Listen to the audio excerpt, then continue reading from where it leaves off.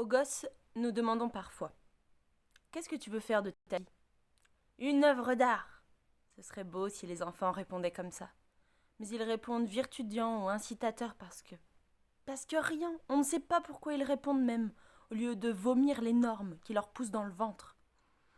De la même façon, vous m'avez demandé en gros qu'est-ce que la Volte veut faire de sa vie, parce que des individus comme nous, qui refusent ce qui est, sont forcément un peu puérils, pas bien domptés, pas trop adultes obéissants, n'ont pas trop bien compris qu'il faut qu'ils remplissent une fonction, n'importe laquelle, mais une fonction comme les autres.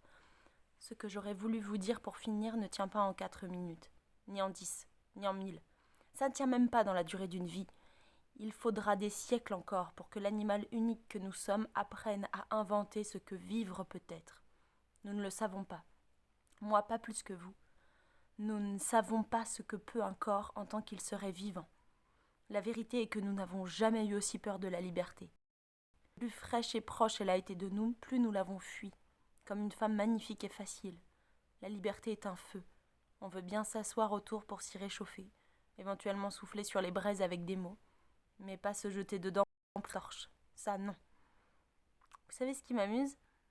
Un enfant de 5 ans en sait plus long sur la vie. Plus long que nous. Après, il s'adapte, se régule, obéit. Il se contrôle et il se calme, il désapprend. À 6 ans, il a déjà peur de se tordre la cheville. Je voudrais vivre juste assez pour retrouver aguerri ce fantastique bondissement crocosmos d'un gosse. Pour finir, que veut donc la Volta? Je vous préviens que vous n'allez rien comprendre à ma réponse, qu'elle vous permettra donc d'y mettre à la place n'importe quelle interprétation vendable sur vos marchés publics, car la Volte veut se sculpter elle-même. Voilà, elle cherche. Elle cherche une forme inouïe, une masse critique qui ne s'emboîte dans aucun moule. Elle veut une vie hors série, hors de prix, hors bord. Elle veut que l'air sue, que l'eau brûle, que le rouge de vos lèvres se retourne et s'embrasse, que l'ox aime toujours la flamme, que la sève, que ce qui touche et sent, que tout ce qui pousse féconde, que tout ce qui sort, elle veut qu'on.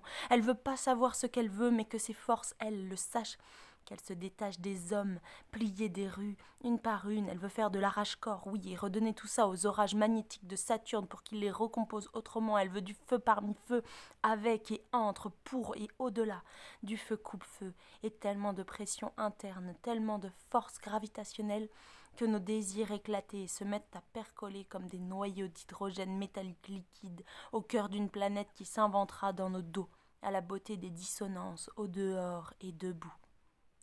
Vive la Volte! Bonjour à tous. Aujourd'hui, un extrait de La zone du dehors d'Alain Damasio, qui est un auteur génial de science-fiction et un poète et un essayiste qui écrit des textes sur notre monde, sur notre société. Et voilà. Enfin, j'ai découvert ça grâce à quelqu'un de très très très proche de moi. Et cet auteur est vraiment génial. Je vous préviens, il va être difficile de lire d'autres livres de science-fiction après cela. Voilà, j'espère que vous aurez fait une belle découverte et je vous souhaite une bonne journée et bon confinement.